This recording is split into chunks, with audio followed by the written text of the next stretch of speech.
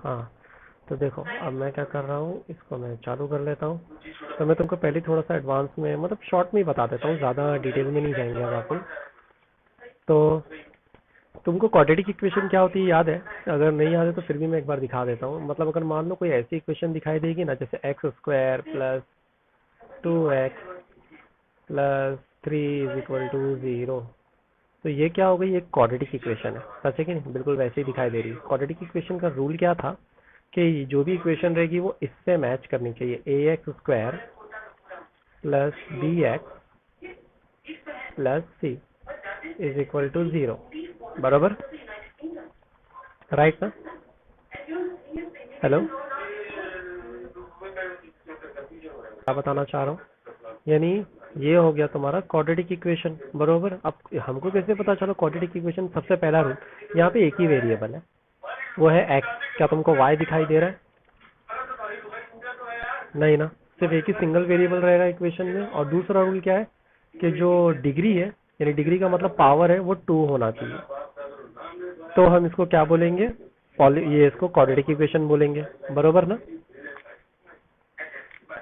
Right right. Hello, बन जाएगा, वो एक क्वाड्रेटिक इक्वेशन बन जाती है, सच है कि नहीं? हम्म।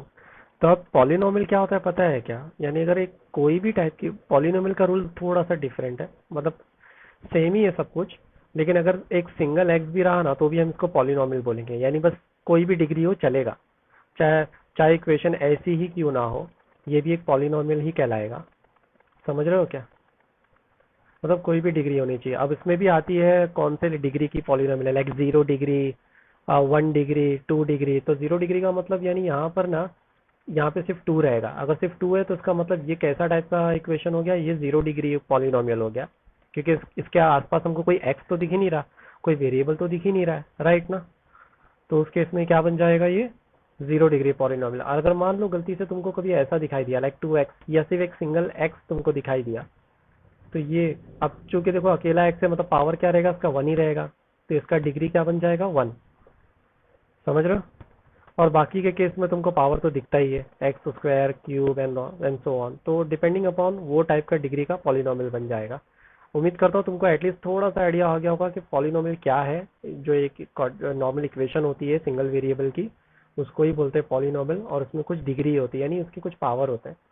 ठीक है, तो अगर तुमको इतना पता चल गया है तो मैं तुमको अब डायरेक्टली न्यू सिलेबस के हिसाब से बताना स्टार्ट करता हूँ। अब देखो, इंटरेस्टिंग फैक्ट जरा याद रखना, जितना मैं तुमको बताते जाऊंगा बस उतना ही याद रखना, बाकी छोड़ देना, ठीक है?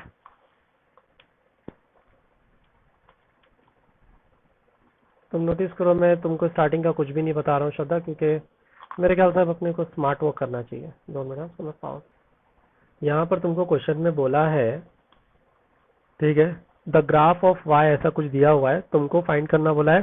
Find the number of zero of P x in each case.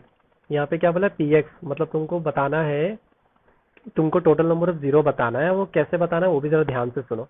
जरा पहले क्वेश्चन में देखो श्रद्धा, पहला क्वेश्चन, क्या तुमको एक्स पे कोई भी लाइन इंटरसेक्ट हो रही है?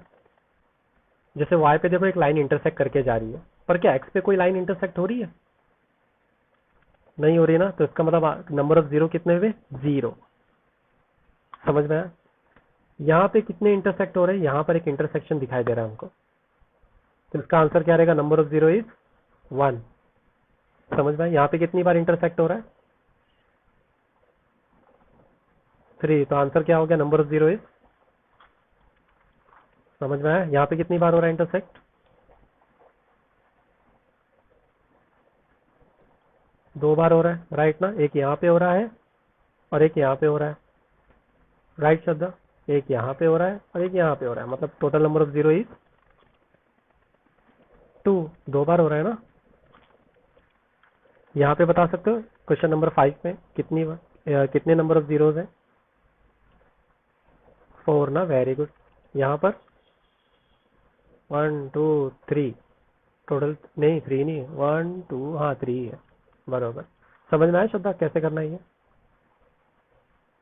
सिंपल है कि नहीं? हो गया तुम्हारा एक्सरसाइज 1, इतना ही था। समझ में आ गया ना? हाँ, तो ये थी तुम्हारी एक्सरसाइज 1। ठीक है, जो कि तुम्हारे सिलेबस का एक हिस्सा है, यानी ये आने वाला है। अब अगला टॉपिक देखते हैं। अगला टॉपिक है relation between zeros and coefficient. तो ये वाला टॉपिक भी मैं तुमको एकदम शॉर्टकट में बताने वाला हूँ। बस, alpha plus beta is equal to minus B upon a, alpha into beta is c upon a. इसको याद कर लो हमेशा के लिए। Alpha plus beta is equal to minus B upon a and alpha into beta is c upon a. याद रहेगा? अगर तुमको ये याद रहेगा तो हम आगे बढ़ते हैं। ठीक है, ये याद रखना, सम ऑफ जीरोस का फॉर्मूला क्या रहेगा? सम ऑफ जीरोस का फॉर्मूला है अल्फा प्लस बीटा, जो कि अभी हमने थोड़ी देर पहले ऊपर देखा ना, वही है minus B upon A. Product of zero निकालने का formula alpha into beta C upon A. समझ में आया? हाँ श्रद्धा, क्या हो गया? हमको एक सॉल्व एग्जांपल दिया गया है। ठीक है, find the zeros of quadratic polynomial x square plus 7x plus 10 and verify the relation between the zeros and the coefficient. ठीक है, तुम्हें करना क्या है? तुम्हें इसका फैक्टर निकालने आता है Shraddha? X square plus 7x plus 10, मुझे इसका फैक्टर बता सकते हो क्या आएगा? 10 वन जा 10। इस तरह से करो, नंबर ढूंढो कि 7 है। हाँ वेरी गुड, 5 टू जा, दोनों प्लस में ही रहेंगे, राइट ना? तो तुम क्या बोलोगे? X square plus 5x plus 2x plus 10, बरोबर ना? यहाँ से कुछ कॉमन निकालो, यहाँ से कुछ कॉमन निकालो, तो जरा क्या आएंगे कॉमन? यहाँ से x आएगा तो x प्लस 5 प्लस यहाँ से 2 निकालो तो अंदर क्या बचेगा? x plus 5। तो फिर हमारे पास फैक्टर आ रहा है x प्लस 5 और दूसरा क्या आ रहा है? x plus 2। उम्मीद करते हैं तुमको इतना समझ में आया है कि ये कहाँ से आया। ठीक है, सिंपल है ना यहाँ तक? तो पहला स्टेप क्या है? जब भी तुमको बोलेगा find the zeros of quadratic polynomial and verify the relation between the zeros and coefficient, और ऐसे कोई पॉलिनोमियल दी रहेगी, तो सबसे पहला काम क्या है तुम्हारा? हमेशा यहाँ पे ऐसे टाइप का ही दिया रहेगा, मतलब स्क्वायर वाली डिग्री ही रहेगी, डिग्री में 2 ही रहेगा। ठीक है, तो तुमको सबसे पहला स्टेप क्या करना है? फैक्टर निकालना है। ठीक है, सबसे पहला काम फैक्टर निकालना है। फैक्टर हमने निकाल दिए, बरोबर। दूसरा काम तुमको क्या करना है? तो दूसरा काम तुमको कुछ नहीं करना है, वो जरा फॉर्मूला बताना मुझे। फॉर्मूला क्या था? सबसे पहला फॉर्मूला था नंबर ऑफ जीरो का, अल्फा प्लस बीटा का फॉर्मूला क्या है? अगर तुमको फॉर्मूला याद नहीं तो देखो यहाँ पे दिया, माइनस बी अपॉन ए, बरोबर ना? तो माइनस बी अपॉन ए। तुम मुझे बता सकते हो बी क्या है, ए क्या है? देखो एक्स के साथ यहाँ पर क्या है? 1 है, राइट ना? तो ए क्या बन गया? 1। यहाँ पर एक्स के साथ क्या है? 7, तो बी क्या बन गया? 7। ये क्या हो गया? सी। समझ में आया कैसे मैंने ढूंढा? ए बी सी, ये हमने पहले भी देख चुके, राइट? हाँ हाँ, अगर तुमको याद होगा तो हमेशा यहाँ पे हम कोएफिशिएंट, क्योंकि वहाँ पे डिग्री वो है, 0 है, जो भी पॉलिनोमियल है, यानी एक्स का पावर 0 है विच इज 1, तो हम सी को 10 लेंगे। देखो फर्स्ट वाला टर्म होता है ए, बीच वाला टर्म होता है बी, और लास्ट वाला टर्म क्या होता है? सी होता है, राइट ना? ये तो याद है ना तुमको? ये हमने उसमें किया था क्वाड्रेटिक में, याद है? ठीक है, तो तुम उम्मीद करता हूँ तुमको पता चल गया होगा कि मुझे ए बी सी कहाँ से मिला। डायरेक्टली अब इस फॉर्मूले में डाल दे। बता सकते हो बी क्या रहेगा? बी की वैल्यू है 7, राइट ना? तो -7, ए की वैल्यू क्या है? 1, तो अल्फा प्लस बीटा का वैल्यू क्या आया? -7, राइट ना? उसी तरीके से अल्फा इंटू बीटा का फॉर्मूला क्या था? सी अपॉन ए। बता सकते हो सी क्या है? सी है 10 अपॉन 1। हाँ, सी तो 10 है ना? समझ में आया क्या श्रद्धा? कैसे आया? ठीक है, हो गया तुम्हारा सोल्यूशन, ये तुम्हारा आंसर है। समझ में आया? हाँ हो गया। ठीक है, तो इतना सा ही है श्रद्धा। क्वाड्रेटिक इक्वेशन लग ही नहीं रहा है, राइट ना? तो ये क्वाड्रेटिक इक्वेशन नहीं लग रहा है, तो हम क्या करेंगे? इसको क्वाड्रेटिक जैसा बनाएंगे। तो सबसे पहले ये एक्स स्क्वायर है, यहाँ पे जबरदस्ती 3 को भी स्क्वायर बना दो। देखो ये रूट रूट कट सकता है, एक ही बात है ना यहाँ पे। 3 सादा डायरेक्ट लिखने से तो अच्छा ये लिख दो। फिर ए स्क्वायर माइनस बी स्क्वायर का फॉर्मूला लगेगा। फॉर्मूला क्या है? ए माइनस बी, ए प्लस बी। समझ में आया? अब इसको सॉल्व करो। अगर तुम इसको सॉल्व करोगे तो ये ना एक्स स्क्वायर, लेकिन घूम फिर के तुम्हारी गाड़ी उधर ही आने वाली है। तो मुझे नहीं लगता। एक पहली बात तो ये तुम्हारा आंसर हो गया श्रद्धा। एक बात बताओ। अरे ये क्या किया मैंने? यस। एक बात बताओ, हम तो फैक्टर निकालते हैं राइट ना? तो तुमको नहीं लगता फैक्टर तैयार हो चुके हैं? हो गए तैयार, राइट ना? अब तुम क्या कर सकते हो पता है क्या? तुमको एक और हिंट देता हूँ। जैसे कि हमने जो पहले वाला क्वेश्चन किया था, तो पहले वाले क्वेश्चन में हमको हमारे पास ए था, हमारे पास बी था, हमारे पास सी था। यहाँ पे ऐसा कुछ है क्या? नहीं है ना? कहाँ है? उसके लिए इक्वेशन भी तो वैसी होनी चाहिए ना, राइट ना? तो यहाँ पर हम क्या करेंगे? तो अगेन कोई चिंता की बात नहीं, हमको करना है यूज फॉर्मूला। फॉर्मूला क्या है, जरा ध्यान से देखते हैं फिर से। फॉर्मूला बोलता है कि alpha plus beta is equal to minus B upon, ये तो हमारा नॉर्मल बेसिक फॉर्मूला हो गया। यहाँ पर ये रहा। जब भी कोई क्वाड्रेटिक इक्वेशन तैयार होती है ना, तो उसका एक फॉर्मूला देखो यहाँ पर बताया है उसने, अल्फा एंड बीटा क्या होता है। तो एक काम करते हैं हम ना, इसी का इस्तेमाल करते हैं। और वैसे एक बात बोलूं क्या, तुम यहाँ वाले क्वेश्चन में भी जरा ध्यान से देखोगे ना, तो तुमको कुछ दिखाई देगा। क्या दिखाई देगा पता है क्या? जरा ध्यान से देखो। ये जो है ना, ये प्लस 2 है राइट? ये क्या है? प्लस 2 है। एक यहीं पे करके बताता हूँ। इस वाले इक्वेशन से थोड़ा समझने का ट्राई करो। श्रद्धा है, बहुत इजी है। x+2 है राइट? हम हमेशा ऐसे ही बोलते हैं x+2 इज इक्वल टू 0। तो जाहिर सी बात है, जब 2 उधर जाएगा तो -2 हो जाएगा, यानी x की वैल्यू क्या आने वाली है? -2। बरोबर। सिमिलरली x की दूसरी वैल्यू क्या आने वाली है? -5। ये क्वाड्रेटिक का स्टाइल बता रहा हूँ मैं, राइट ना? तो यहाँ पर ये जो -2 है ना, ये बन जाता है अल्फा, और ये जो -5 है ये बन जाता है बीटा। समझ में आया क्या? यानी जो भी चीज तुमको दी जाएगी उसका साइन चेंज कर देने का। तो अगर तुमको ये चीज पता चल गई हो, तो जरा इस वाले क्वेश्चन में भी हम एक ट्राई करके देख लेते हैं। सबसे पहले तो हम जरा यहाँ पर आंसर उसको देख लेते हैं। हम यहाँ पे जो आंसर आ रहा है वो 0 है। अब हम हमारा सेम ये रूल यहाँ पे फॉलो करेंगे। यहाँ पे हम कैसे फॉलो करेंगे? चलो ढूंढते हैं। यहाँ पर क्या दिया हुआ है? x-√3, बरोबर ना? तो x की वैल्यू क्या रहेगी? जाहिर सी बात है, जब -√3 वहां जाएगा तो क्या बन जाएगा? +√3, राइट ना श्रद्धा? राइट। उसी तरीके से जब ये +√3 इक्वल के उस तरफ जाएगा तो क्या बन जाएगा? -√3, राइट? तो ये है तुम्हारा अल्फा, ये है तुम्हारा बीटा। समझ में आया इतना? अब सम ऑफ जीरो का फॉर्मूला क्या था? सम ऑफ जीरो का B, alpha plus beta. Very good, alpha plus beta. अगर नॉर्मल इक्वेशन होती तो मैं डायरेक्टली यहाँ पे लिख देता, याद है ना? -b/a। पर चूंकि हमारे पास b/a नहीं है, इसलिए हम इसी से काम चलाएंगे, अल्फा प्लस बीटा से। What is alpha? Alpha is √3, right ना? यहाँ पे प्लस, यहाँ पे -√3, बरोबर। प्लस माइनस माइनस हो जाएगा √3 इक्वल टू 0। समझ में आया? उसी तरह से product of 0 alpha into beta, ये कैसा हो जाएगा?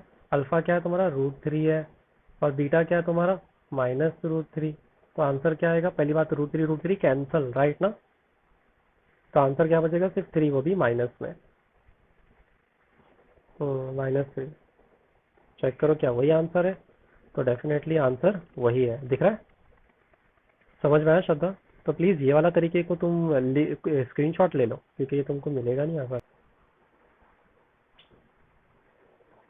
यहाँ पे बिल्कुल वैसा ही करना है जैसा अब तक हमने सीखा। तो ये है क्वेश्चन, बाकी को मैं करता हूँ मेरे।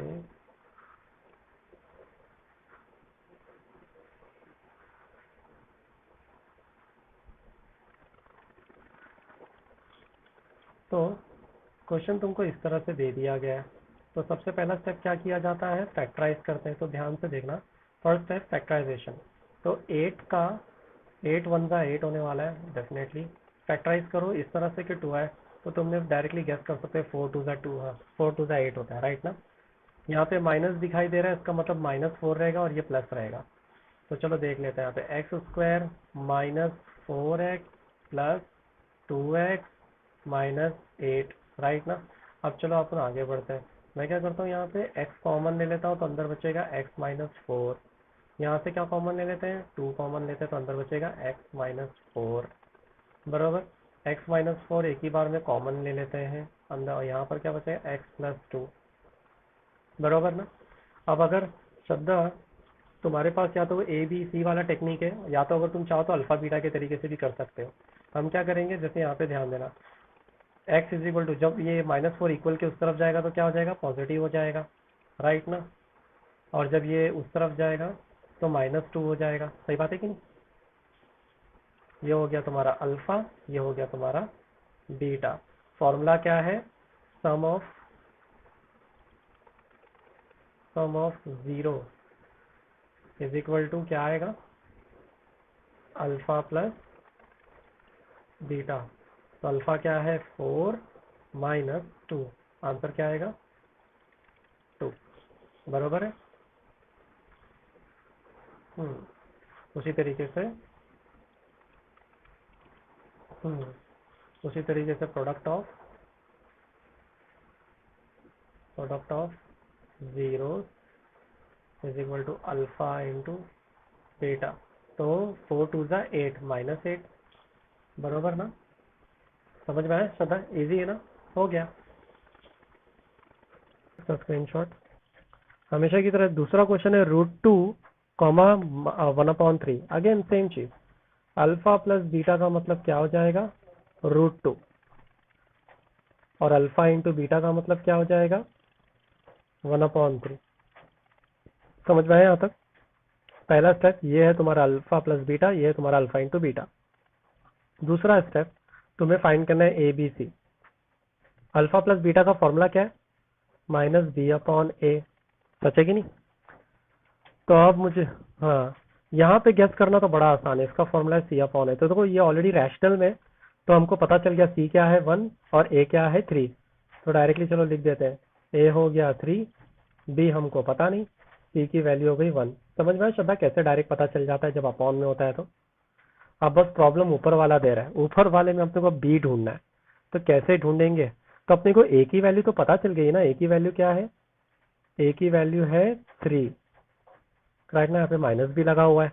अब अपने को ऊपर एक ऊपर की वैल्यू गैस करनी है, पर इस तरह से गैस करनी है कि जो पूरा सॉल्व हो ना तो घूम फिर के √2 ही बने। समझ रहे हो क्या, जब ये पूरा सॉल्व हो तो घूम फिर के क्या बनना चाहिए, √2 ही बनना चाहिए। तो मैं क्या बोलता हूँ, एक काम करते हैं ना, यहाँ पे अगर मैं √2 लिख देता हूँ और यहाँ पे एक 3 लगा दूँ तो ये 3 3 कट हो जाएगा, घूम फिर के यही बन जाएगा, सच है कि नहीं। तो क्या हमारा काम हो रहा है इससे। और एक और चीज, यहाँ पे प्लस मत लगाओ, प्लस लगाने से इम्बैलेंस हो रहा है, क्योंकि फॉर्मूले में प्लस है, हमारे इसमें प्लस नहीं है, राइट ना। तो घूम फिर के क्या बन रहा है, √2 ही बन रहा है ना। तो हो गया ना। तो इससे क्या पता चला, बी की वैल्यू क्या है, ये बी की वैल्यू है, राइट ना। पर ये मत भूलो कि फॉर्मूले में यहाँ माइनस लगा हुआ है, तो जब तुम यहाँ लिखोगे, क्योंकि फॉर्मूले में यहाँ पे माइनस है, तो जब ये माइनस यहाँ ट्रांसफर होगा तो कैसा दिखाई देगा, कुछ ऐसा दिखाई देगा। ये हो जाएगा -√3/√2, सॉरी -√3 इंटू √2। समझ में आया शब्द। क्या एक और क्वेश्चन देखना है, मेरे ख्याल से थर्ड वाला भी देख ही लेते हैं, बात करते हैं। अगले क्वेश्चन में अल्फा प्लस बीटा क्या है, अल्फा प्लस बीटा हो गया 0, और अल्फा इंटू बीटा क्या है √5, राइट ना। चलो ढूंढते हैं। सबसे पहले फॉर्मूला में लिख देता हूँ, यहाँ पे ये हो गया फॉर्मूला -b/a, और यहाँ पे फॉर्मूला हो गया c/a। तो एक बात बोलूँ क्या श्रद्धा, अब चूंकि ऊपर 0 दिया है तो वहां से a b ढूंढना तो बहुत मुश्किल पड़ने वाला है अपने को, राइट ना। लेकिन नीचे वाले से अपना हेल्प हो जाएगा, पता है कैसे, यहाँ नीचे कुछ नहीं दिया है, मतलब 1 एज्यूम कर लो, राइट ना। नीचे कुछ नहीं दिया है तो अपन 1 एज्यूम कर सकते हैं ना। हेलो, हाँ। तो a की वैल्यू क्या हो गई, और b और c की वैल्यू क्या हो गई, पता चल गया, पता चल गया ना श्रद्धा, कैसे मिली। हेलो, एक बार मैं फिर से बता देता हूँ। सबसे पहले हमको क्वेश्चन से पता चल गया अल्फा प्लस बीटा जो कि 0 है। क्या हो गया श्रद्धा? हाँ, वही मैं तुमको बोल रहा था कि फॉर्मूले से यहाँ पे अपने को पता चल जाता है क्वेश्चन से अल्फा प्लस बीटा क्या है और अल्फा इंटू बीटा क्या है। ठीक है, फिर मैंने क्या बोला, अल्फा इंटू बीटा का फॉर्मूला क्या है, सी अपॉन ए। और रूट फाइव के नीचे एक वन एक होता ही होता है, हमेशा ही होता है, राइट ना। तो यहाँ से हमको पता चल गया ए की वैल्यू 1 है, सी की वैल्यू √5 है। फिर हमने क्या किया, इस ए का फायदा उठाया, ए इज इक्वल टू 1 का। हमने बोला डेफिनेटली इस फॉर्मूले में ए की वैल्यू 1 ही रहेगी। ऊपर जीरो कैसे पता चला, मतलब सॉल्व करने पे जीरो ही आना चाहिए, राइट ना। तो हमने बी की वैल्यू जीरो एज्यूम किया। -0 क्यों नहीं, क्योंकि जीरो पे कोई भी निशानी नहीं लगती, राइट ना। समझ में आया शब्द? तो इतना सा था ये।